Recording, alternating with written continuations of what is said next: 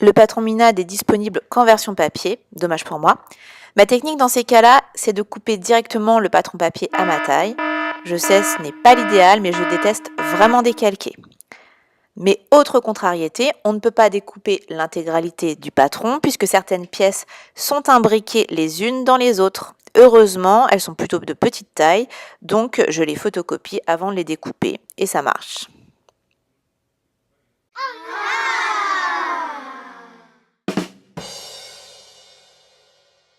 Les premières instructions sont claires, la couture est fluide. Aucun doute, aucune hésitation, les pièces s'emboîtent sans problème. Jusqu'à l'étape numéro 5. Et là, c'est le drame. Car non seulement l'explication n'est pas claire, mais le schéma est pour moi carrément faux. Donc, il faut assembler la pièce d'encolure dans le sens inverse, dans le sens contraire du schéma. Bref, comme sur la photo, ça me semble plus parlant. Une fois cette difficulté, mais de taille passée, ça roule, c'est fluide, c'est cool. Pensez à ralentir à l'étape 10 afin de bien positionner le tissu comme indiqué. Prenez le temps parce qu'après c'est presque terminé. Le vêtement doit tomber bien tout de suite sans de multiples retouches. Je compte pas dans les retouches les modifications qui sont liées au goût de chacune comme rallonger des manches ou raccourcir une jupe. Le rendu de Mina, j'adore. Elle a vraiment un degré de finition qui pour moi est extra.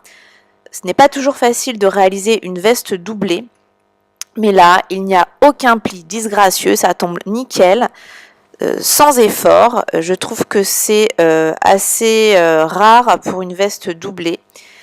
Et étant donné le niveau demandé de couture, qui n'est pas non plus fou, il faut se lancer parce que franchement, elle rend bien cette veste et elle n'est pas si compliquée que ça à coudre.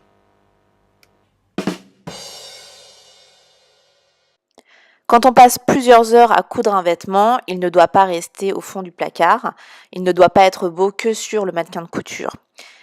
Pour cette veste, ce n'est vraiment pas le cas, c'est une veste que je porte énormément. Elle a un petit côté un peu strict, je trouve, qui ne convient pas à tous les looks, mais pour ma deuxième réalisation, j'ai mieux réfléchi au choix du tissu et je la porte énormément. La deuxième que j'ai faite en wax. C'est aussi une veste qui, pour les deux modèles, m'a apporté énormément de compliments. C'est un petit peu mon baromètre, je porte mes vêtements au travail et je vois comment les gens réagissent et cette veste, elle fait réagir et elle fait réagir en positif.